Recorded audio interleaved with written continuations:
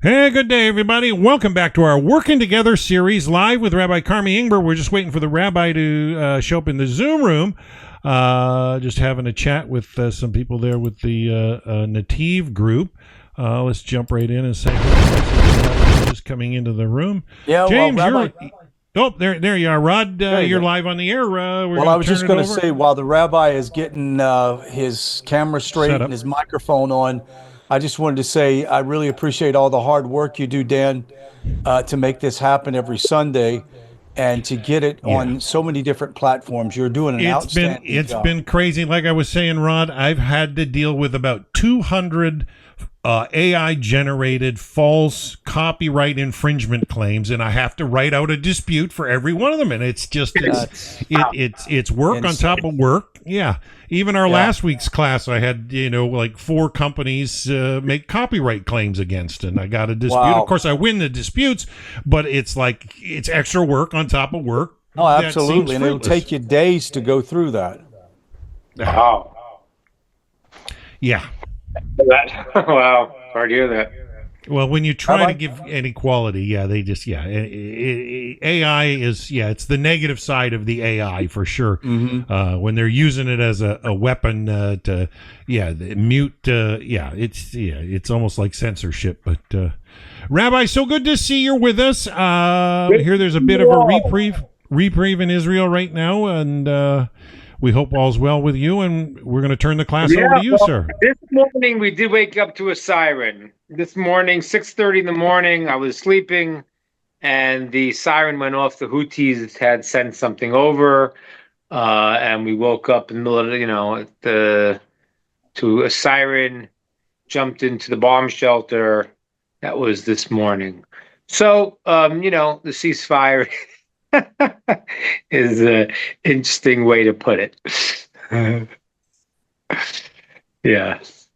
Anyway, that's the story. Okay, good. Let's jump in. Do you want to say anything else, Dan? I didn't mean to cut you off. I just wanted you to know that what the latest. Okay, good to see everyone. Hope we're doing well. All right. I want to talk to you a little bit today about the Torah portion and how that fits into the world situation. Okay? Those who learned the Torah portion this week, so we really have the story of Esau. Esau really becomes the father of Rome. It says in the text, it says, "Who Edom?" He becomes Rome. Rome really was in Hebrew is Edom, which means red, and that's the story in the Torah, in the Bible, the Torah, that says that when he saw the lentils, he says, "Give me that red stuff." I want that red stuff, and it's called Adom in Hebrew, so he's called Edom, which is Rome. So when the Torah tells us that he asked for the red stuff, it's significant. It's not simply saying, "Oh, he likes red." It's got a lot of connotations. One connotation is it says he is red, and he was red as a color, but he liked blood too. He was the masters of war. Rome is a war machine. Though we don't know today every country what they are, but the Western world on the whole is considered to be an outgrowth of Rome. And as I mentioned to you in the book of Daniel, where the Roman Empire then divides as the 10 horns in the vision of Daniel. So we don't know exactly who is what. My assumption is America should be one of the horns, because it certainly is one of the great Western kingdoms that arose afterwards. So he's called Rome, Edom. I want to explain to you a little bit about the story and how it relates to the negative, potentially the positive, and what has to affect you all in terms of the righteous non-Jew and those who really are involved in the Rome development. Like, we don't know who genetically somebody is, because the conqueror Sanherib, it says, "Be mixed up the world." In the time of the Assyrian kingdom, they used to conquer a nation, and then they used to mix them all up. So we don't know exactly who is who exactly, and it's certainly America, which is a melting pot. But there's also spiritual things that become the norm in the Western world. So I want to hook you into understanding that, and the dangers and the solutions. Okay, so the basic storyline in the Torah portion is that Esau and Yaakov are two children of Yitzchak and Rivka, or Isaac in English. And Yitzchak, Isaac, wants to give the blessings to the older of the twins, who is Esau. And he is blind in later part of his life. And one of the reasons he's blind is that this story will happen this way, because God wanted to give the blessing to Jacob, to Yaakov, and not to Esau. And he wanted it to come in a certain process where Yitzchak would not realize that, and for various reasons that he wanted to come through another system where Yitzchak wasn't sure, and then Jacob would take the blessings, and then Yitzchak would have to realize something about Esau he didn't realize. So the question is, the obvious question everyone asks is, wait a minute, Esau's not a good guy. On the day that he sold his birthright to Jacob, he just killed someone. He had denied God. He had raped a betrothed woman. He wasn't like a good guy. And so the question is, how did the prophet Isaac, Yitzchak, seem to be confused or deluded? I can't understand he's blind, but he's a prophet. He should know what this person in front of him is. And more than that, he should certainly know who his other son, the righteous Yaakov, is. What was he thinking? So the basic understanding is that he knew that Yaakov was very righteous.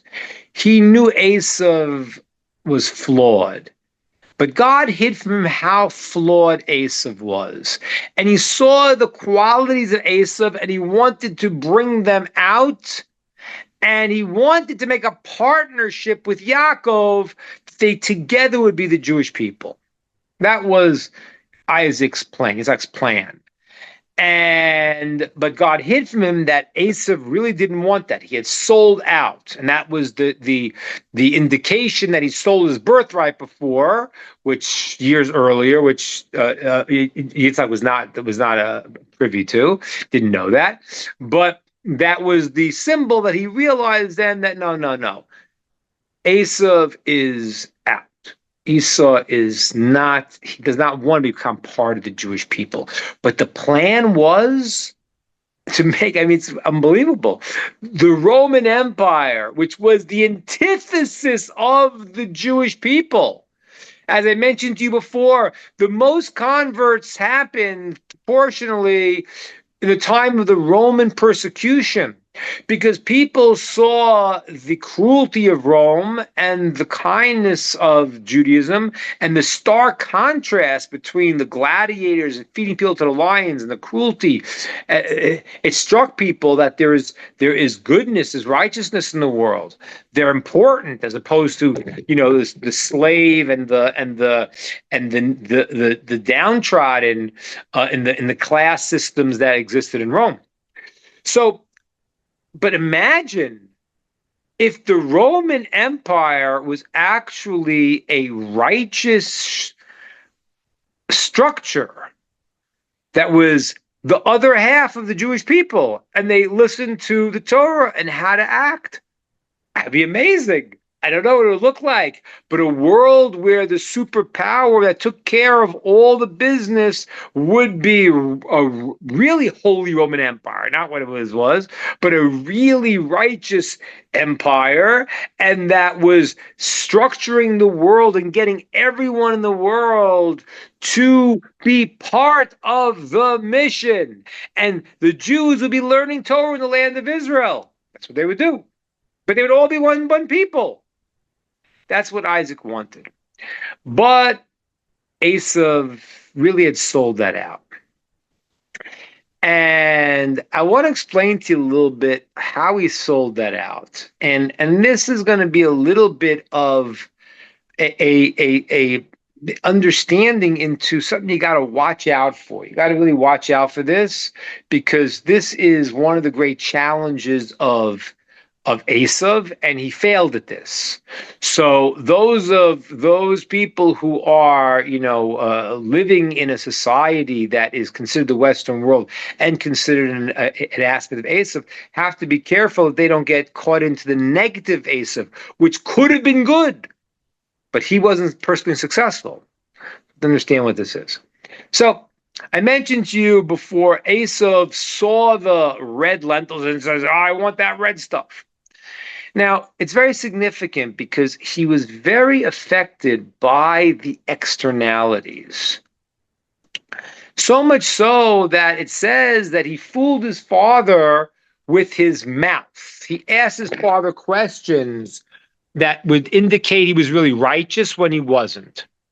And people misunderstand that the prophet Isaac was fooled by Esau's questions. He asked him questions about that seemingly, he wants to be so holy. But that's not the deeper meaning. Really, he didn't fool Isaac. Isaac was a prophet. But there was something good about him. But sometimes people, they're good what they say from the externalities, but it doesn't affect their internal. They say a lot of nice words. They say things, they present themselves in a certain way. That's not what's happening on the inside. And Esau was a person that really understood and presented himself in a nice way. Although inside he was not that way. And that's why he's so affected by the red lentils, because he sees it and he sees the externalities. I want to share with you I hope I could do it today. I can, because it's an incredible story, and it's a protocol that used to happen in the city of Rome, and I believe it's still being done in the Vatican. Personally, the Vatican has the stolen items they took from Jerusalem, in my humble opinion, because how could they not? Right? You see the Arch of Titus. When Titus destroyed the temple, and he carries off the vessels. I mean, certain ones were already hidden, like the ark was already hidden before the end of the first temple time, so it would never be captured. But we see in the Arch of Titus the picture of them carrying the golden menorah. I mean, it was 4.5 feet. It was big. A solid gold candelabra. It must be worth $1 billion. Where'd you put it? We see that you got the evidence right there. You got caught red-handed. There's a picture carrying it to Rome that you made. Where'd you put it? So if you go, I'm not telling you to go to the Vatican, but if you do, you say, hey, can I get downstairs into the secret rooms? They're not letting you in there. So I could be what I'm about to tell you now. I do believe the Romans still do this. But what happened was this was done every 70 years. They did the following procession. They went and they took a very strong, hefty guy. And they took a crippled guy, couldn't walk properly. And they took the strong guy and they put him on top of the crippled guy. Now, what does that represent? So if you look in the story in the Torah, it says that Jacob, when he fought against the angel, he got wounded. He hit him in his leg and he limped. Then he was healed afterwards, but they leave that part out. But he for a period, not very long, but he was crippled by this in the story of his battle with the angel. And then he's healed. So the crippled person was to represent Jacob, Yaakov. And the strong, hefty guy was representing Esau, the father of Rome. And they made an announcement throughout Rome. They decorated the streets and they announced, This will happen once in a lifetime, because they did it once every 70 years. If you want to see it, come see it. You don't, you'll never see it again, this procession. And they would carry the the strong guy on top of the lame guy. But they did another thing, it says. They had with them, which I don't know, maybe they don't have it anymore because it's too spiritual, maybe it's lost. I don't know what, but there was a famous clothing of the first human being, of Adam, which was stolen by, it went down, with different people had it, Nimrod, and then Esau stole it. So they dressed the strong guy with this special spiritual garment, which is the first garments that Adam had. And they put on him a mask. What mask they put on this guy? Well, they put on him a mask from a rabbi. The rabbi's name was Rabbi Yishmael. He was the high priest, he was Kohen Gadol. And during the time of the Hadrian control of Israel, when they were torturing the Jews, so there were 10 Jewish martyrs that were the leading sages of the generation who he killed and he tortured. One of them was Rabbi Yishmael. And what happened was he started there's a whole story there that what happened was there were two rabbis there. The first one was Ben Gamliel, who was the prince. He was in charge, and the other one was Rabbi Yishmael, who was the high priest. And what happened was they were saying who was going to kill first, and everyone said, no, don't. I don't want to see my comrade die. And anyway, he decided the Hadrian, the Abraham decided to torture first Rabbi Shimon Gamliel, who was the prince. And what happened was Rabbi Yishmael screamed out.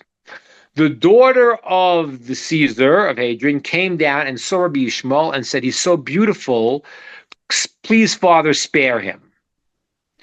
And the father said, "No. When I can't spare him, I'm going to kill him. But to do you a favor, the Romans were masters of cruelty and torture. So they said they were going to flay his skin from his face. And he would make a mask out of the face, and he would go and give that to his daughter. And that's what happened. They tortured Rabbi Yishmael, and they flayed the skin from his face, and they made a mask. And you say, well, but the Nazis did similar things also. I don't want to, but that's the cruel, because the Nazis were part of Esau. They were the worst of Esau. They were a Molech. They were the epitome of the most negative, the grandson of Esau, who was all the negativity of Esau, but gathered into one whose main mission is the Nazi mission. And they still exist in the world today. Those people are the people that will want to kill Jews at all costs. And, suicide bombers, simply put, would have to be, part of that characteristic also, because they'd rather take your billions of dollars from the EU instead of going and building Gaza into a paradise, which is a beautiful Mediterranean seafront property. Instead of doing that, they'd rather spend all of their money and all their wealth to go into and to kill Jews. So that's the Molech. But what happened is that so what happened was they were very cruel. So they went and they pulled off the face of Rabbi Yishmael. They made it into a mask. Now that happened prior to that, years before that. And now what happened in this ceremony, or maybe it was at the same time, but the ceremony happens after they already have the mask. So they would take the strong guy on top of the cripple, and they would dress him in the coat of Adam, and also the face of Rabbi Yishmael, the beautiful face of Rabbi Yishmael. And they'd go through the streets and they'd say, "What did Jacob gain by taking the blessings? Because we, Rome, were on top. We're persecuting the Jews. We destroyed the temple. We're on top. What did he gain? See? Didn't gain anything. We're winning." And then they would say, but woes to us on the day when that cripple gets up. Because they knew that even though they're on their high horse now, they all had the fear, which is that the Jewish Hashem, God will fulfill his promises, as he will, and he will bring the Jews back to the land of Israel. And that's why so many people fight the land of Israel. That's why the Catholic Church didn't recognize Israel until 67. In 48, when people said to him, wait a minute, you have one promise in your religion, which is that the Jews will never come back to the land of Israel. And that's not true. They came back. So they said, no, that's talking about Zion. Zion is Jerusalem. So from 1948, they kept pushing it off. 1967, already we had Jerusalem. So they really had a problem. How does the Catholic Church acknowledge that the things are happening? Okay, so then we have people change their minds in different groups within the Christian system, evangelicals, in different ways that people have made peace with the ideas of the Jews returning. But the ideas of the Jews returning means that God promised he will bring back the temple, bring back the truth coming through his people. Okay, and that's the idea of the coming of the Mashiach, the Messiah. So what happens is that the Romans, even though they were celebrating, they were on top, but they had to admit that we're afraid that when Jacob gets up, when the Jewish people rise again, that's gonna be the downfall of Rome, and so they had to admit that, and that's the fear that they express today. Okay,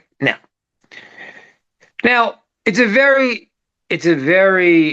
strange, cruel, and bizarre procedure. We understand that the procession is weird, but I want to focus on one aspect. And you can understand that by the image of the strong guy on the weak guy, because it's very external. It's like a guy who's strong, a guy who's crippled, and who's a sign who's greater, But it's their idea of the strong-looking person. And then the garments are not their garments. It's the garments that they stole from Esau, stole from Adam. And the face is not their face. It's the face of the holy Kohen Gadol, high priest of Israel. So what is a face? What is the word face? Where does the word face come from? What's the root of the word face? And it's from the root of the word facade. The face is the mask you put on. And that was Esau. It was a mask. It was externalities. In Torah, the word for face is called panim. The word panim is the same word as panim, which means your inner essence, your inside. The face is supposed to, and it does, reflect the holiness and level of the internal aspects of the person. That's what a face is meant to do. You look at someone's face, he's happy, he's sad, he's mean. You look at a criminal, there's something wrong. Because you could see a cruelty in the face, and his aspects of his soul leave him, and it shines out to his face. You can't. We don't. That's why I look at an evil person. I don't look if I see a person that I really, they're cruel people. I see a picture. I don't look at their picture on the news. I don't want to be affected by it. So not in person, because you see there's a cruelty. There's a internal aspect. You see a real hardened criminal, his face, something not right. You can see it. You see a holy person, you see something else. The face is what shines out the inner aspects. But in Rome, the face is a facade. It's the presentation that I make. That's the problem with Esau. And that's why he's compared to a chazir, a pig. Because I mentioned to you before, the chazir, there are only 4 animals. The 2 signs of kosher animals is a split hoof and they chew their hoof. They chew their cud. And there are only 4 animals with one sign, not the other. Every other animal either has no signs or both signs, right? Like sheep and goats and cows, they have both signs. They chew their cud and they have split hooves. There are 4 animals that have one, not the other. The camel, the arnevet, and the shafan. It's discussion what those are in English exactly, but those 3 animals, they chew their cud, but their hooves are not split. So you can see they're not kosher, even though they chew their cud, which is an internal process. But on the outside, you see right away that they don't have split hooves. There's only one animal that has the opposite, that has a external sign of holiness, a split hoof, but inside doesn't chew its cud, and that's the pig. And the pig sticks out its paw. Look at me, I'm kosher. That's the hypocrisy. I want to say, and I'll explain a little bit that, but that's the thing I said to you before about Donald Trump, why he deserves to be the president, and hopefully will stand up and pull out the good of Esau. Why? Because what drives me crazy about the politicians is these guys are the biggest hypocrites. They're hypocrites. And yeah, it could be, JFK was having all the affairs and LBJ was a degenerate and all he did these things. I mentioned you last week, but they didn't have the internet and they didn't have the recordings and they had the politicians know you can be a politician, never say what you feel, don't say it out because it's going to come out. Don't show. Always keep your face. Always keep your position. But that's not the internal component. And I'll prove it to you. You look at these politicians. They said the same in the same fervor they say today of whatever position they hold. You could find videos 10 years earlier of them saying the opposite thing with the same fervor.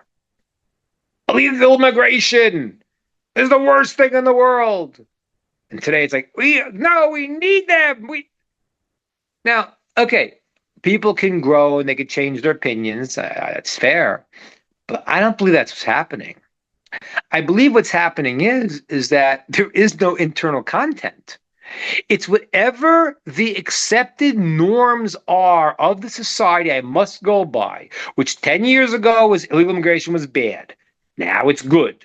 So all of those rules and norms I keep, and I now present the face according to that. What am I really about? I'm not going to show you that.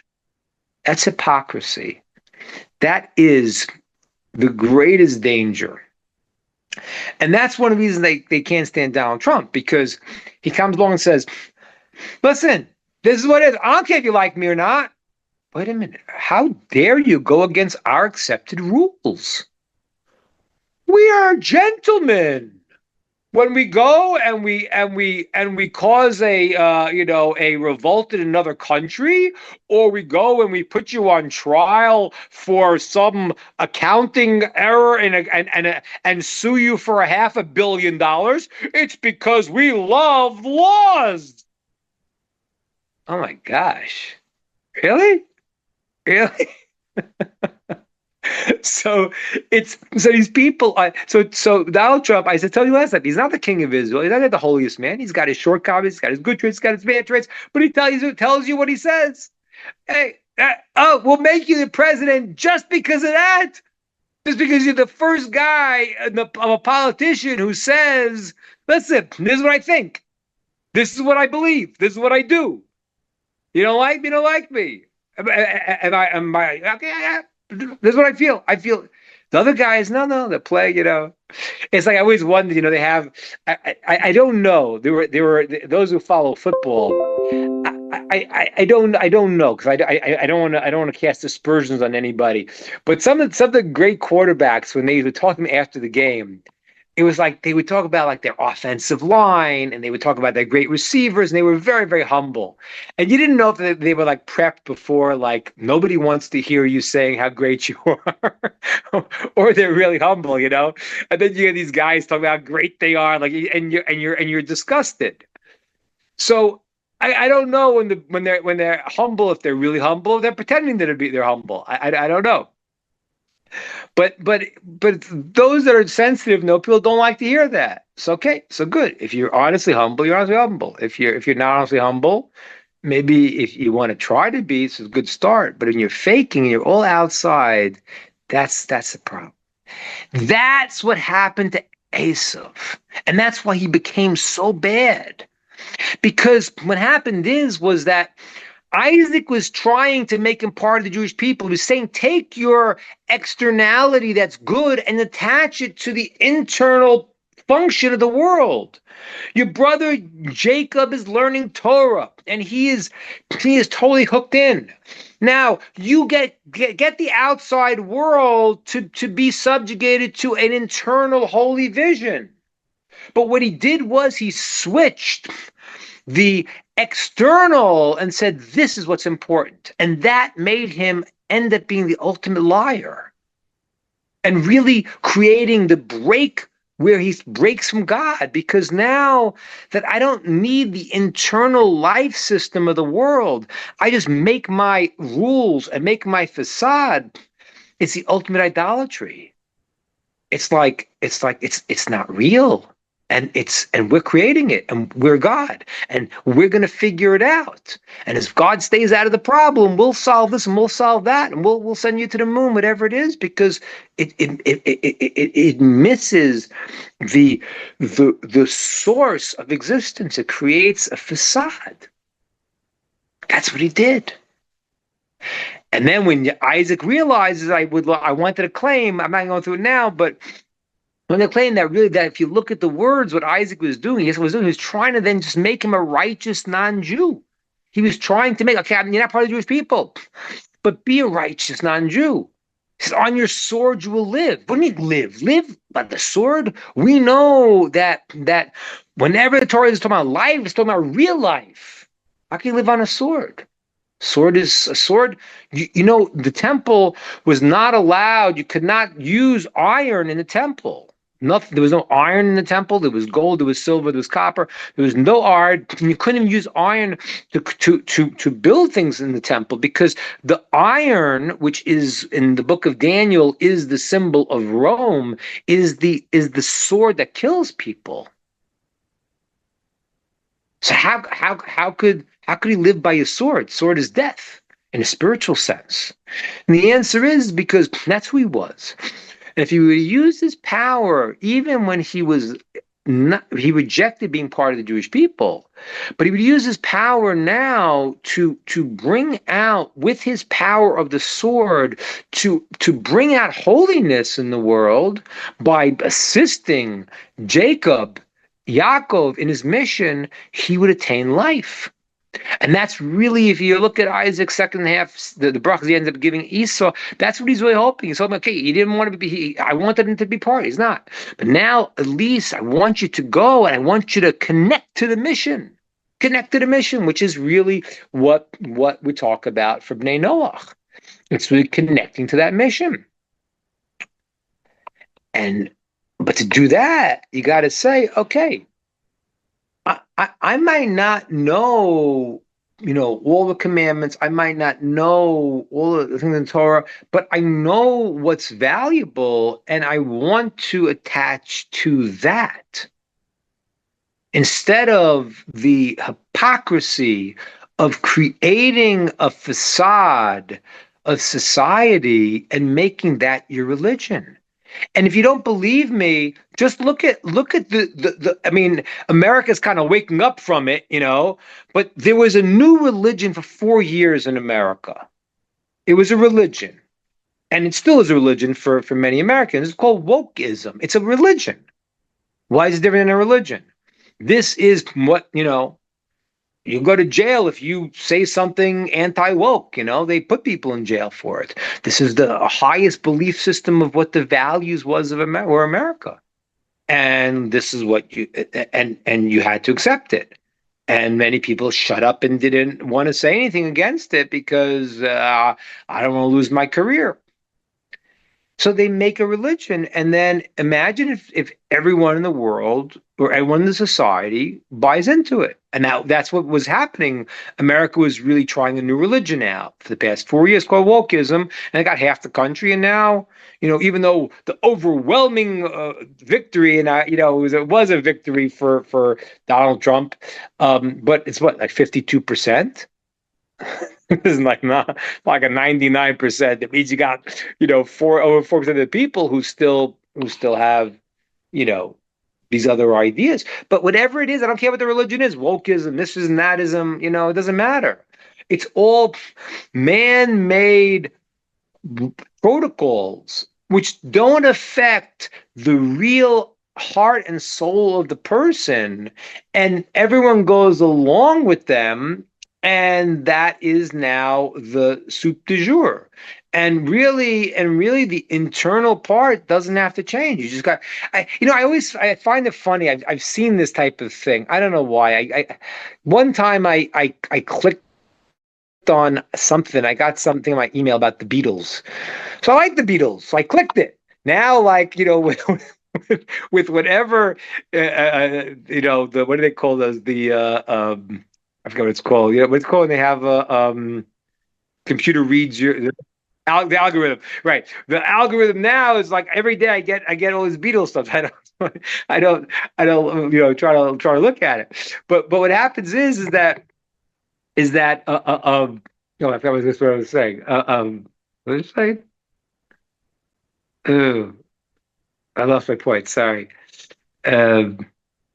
I'll get back to the Beatles in a second. I'll figure where I was going with that. But the point I was saying is that people go and they will set up for themselves whatever that belief system is at the time, and that becomes the reason why people do what they do.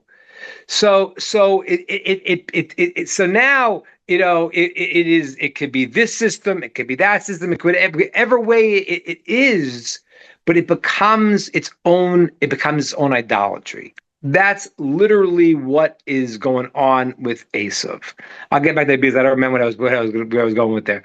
But anyway, that was what Yitzhak was trying to bring Esau into the system. But the reality was that they were fighting against it because they were stuck in the externalities, and that's what you got to be careful about.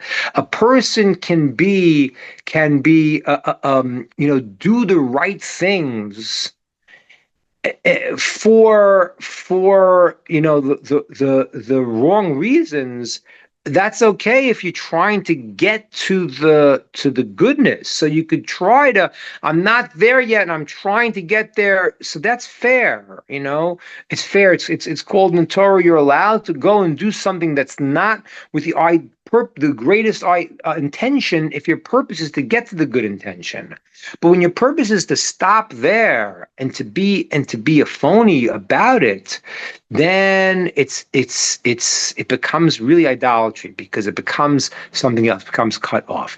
I don't know if that's what I was going to say about the Beatles, but it's the same point, which is that in society, a lot of times they change the rules of what it is. And so you see a change. And now you come along with this is the new way to say things, and people will. Oh, I know I was going to say. The point is like this: sometimes what people do is they act very, very nice, and this is the conversation I've had with people before. Let's say a person doesn't believe in God. Okay. So they believe that there really is no objective moral reality. So why do they do what they do? Why do they act nice? Do you ever ask a person who literally doesn't believes you came from an accident from monkeys, and they don't believe in you're higher than the animal kingdom at all? So we asked the person, why do you go and not steal? Well, I'm afraid I'm gonna get caught. Okay, that's fair. That's okay. Do you think it's morally wrong? So what do you think? What do you think they say to those things?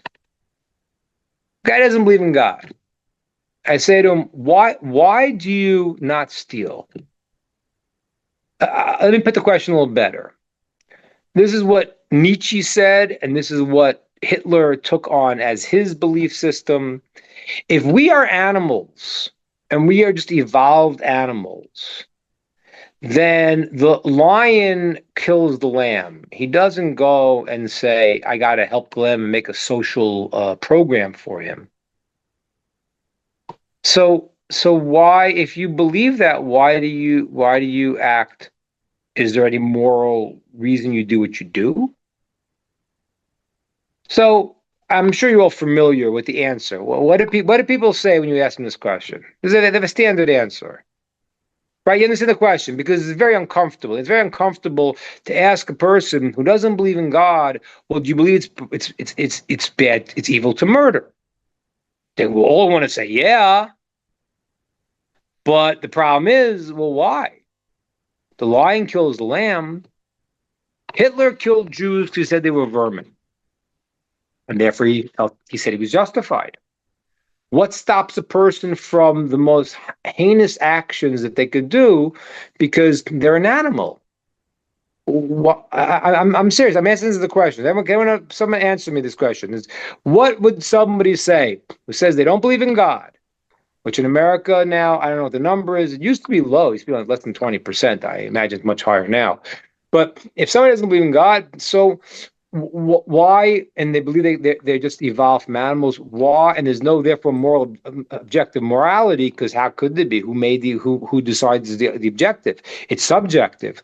So if somebody decides that a certain race, God forbid, would say, oh, these people are subhuman, so what would be the reason that they would say they shouldn't do these heinous acts? James, what do you think?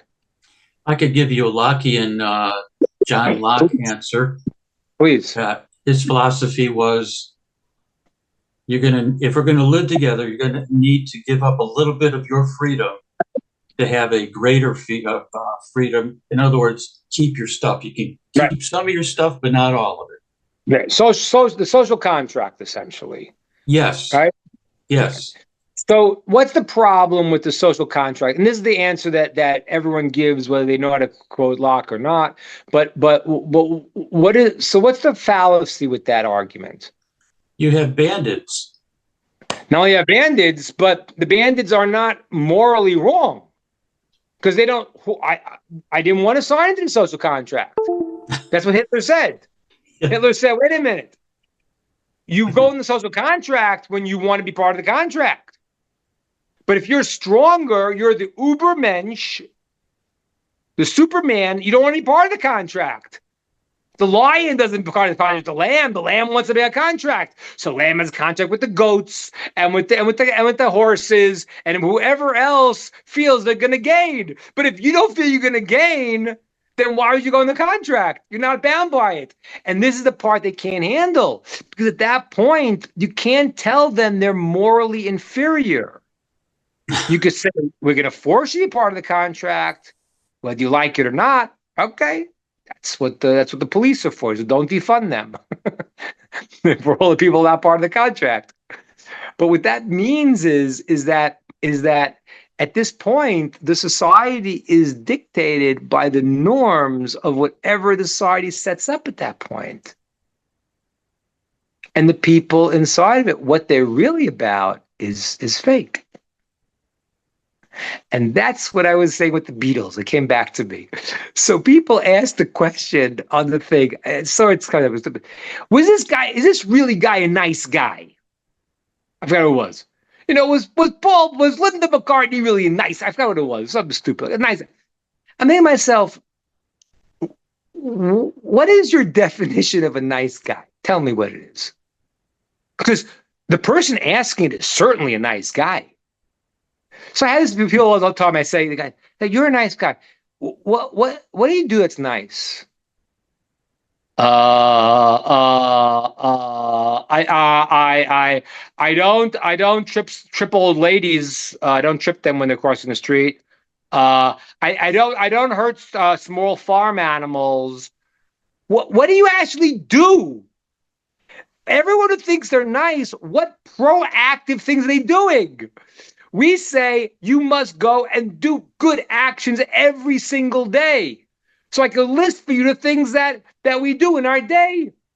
I can go and open up the book here. We have the directory of all the neighbors in Israel. And the first 50 pages are all from the kindness centers that are set up by every individual. This guy gives out tables for those who need. This guy gives out chairs. This guy gives out the bridal gowns. There's 30 pages in every small directory in every city of all of the kindness things that people set up for the community.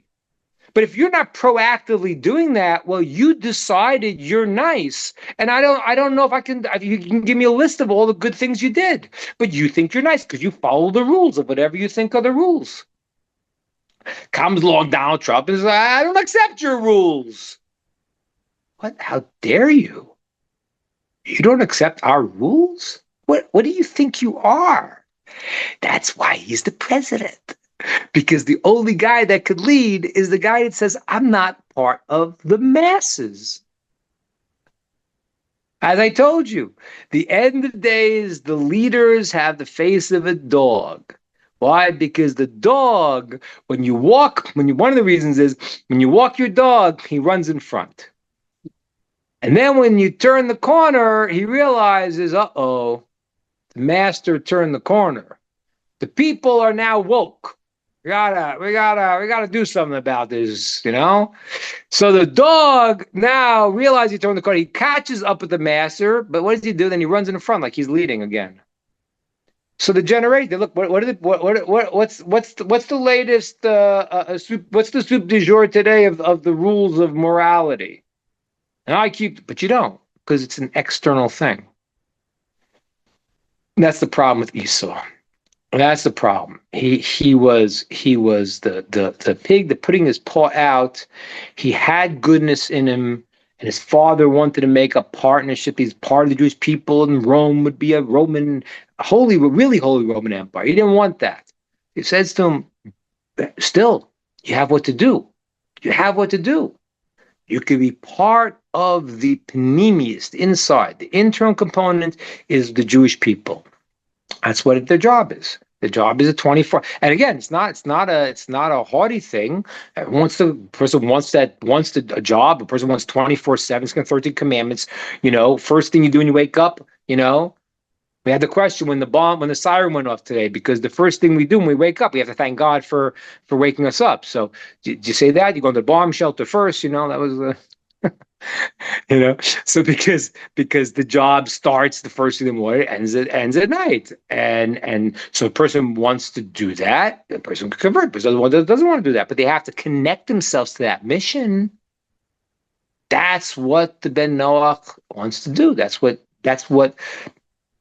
when Isaac realized that the Esau was not going to be fully part of it, he was trying to attach him somehow to it. And he resisted. And by resisting and making it that the false face, the illusion, the facade is the truth, and that's what's real, and this highfalutin morality that's completely a lie. It's amazing. I mean, I don't know. No one said what I've said to you before about the ceasefire. I find it shocking. You're pushing for the ceasefire for the terrorists who say our goal is to destroy the other side no matter what. Okay, you're pushing for that. And yet you don't push for the ceasefire that's killed 500,000 Ukrainians, 100 and something thousand Russians. You don't push for that one when you know in the end it's going to have to be a ceasefire and some kind of negotiation. I mean, it's obvious. But how do you negotiate with people that say, I want to kill you? So Russia and Ukraine, they're going to have to end this in some way where they're going to be able to get along, because one's not trying to kill the other one. They both want something, so you're going to have to negotiate it. And yet the other side with the Palestinians and Hamas and the Houthis, they want to destroy the other side, and there is no compromise. That's where you call for the ceasefire, not the other one. You see what I'm saying here? I'm not pointing to the Jewish part. I'm just saying the hypocrisy. That's not what's going on. I don't know what's going on. Is it your military industrial complex you want to keep funding? Is it you want? I don't know what's your agenda. But your agenda is not what you say. That's false. That's the facade. And therefore, the solution is that every individual has to try to not be a hypocrite. Know when you're doing things that you are not on the level, but you want to be on the level. That is the crucial aspect, because when you're doing things only for the external reasons and they become ends into themselves, then you've made up a false reality. And that's what Esau did. And that's why part of what we're talking about here is really, and this is why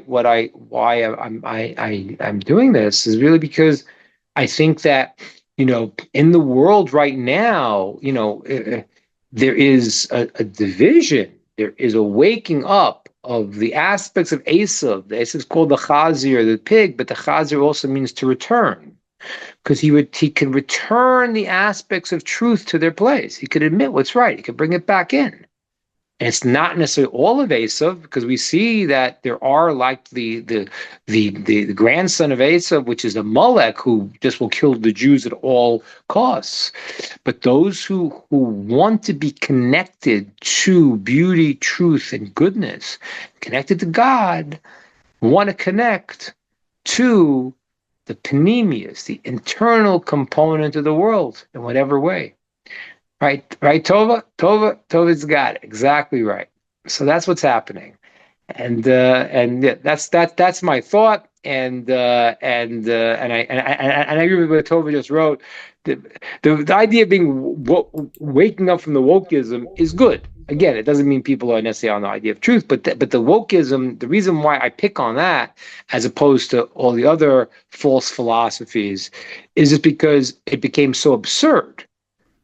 It became that up is down, down is up, man is what, man is woman. Right. It was a complete breaking of everything. It doesn't mean that the other false philosophies are not still false. And therefore, Rabbi, we have to look for the internal truth and connect ourselves to those that are learning Torah in the way and doing the things, and everyone's got to be part of the mission, which was what Esau was offered to be part of. In two different ways. Part of Jewish people is part of a righteous non-Jew, and on the whole, he didn't want to do it. And some part of him really didn't want to do it, and some part of him today wants to do it. That's the awakening we see in the world right now, where the aspects that want to be connected to the internal system of truth yearn to do that, and Hashem answers everyone in kind and delivers everyone to where they have to be. Wow. Okay, questions, ideas, well comments. said, Rabbi.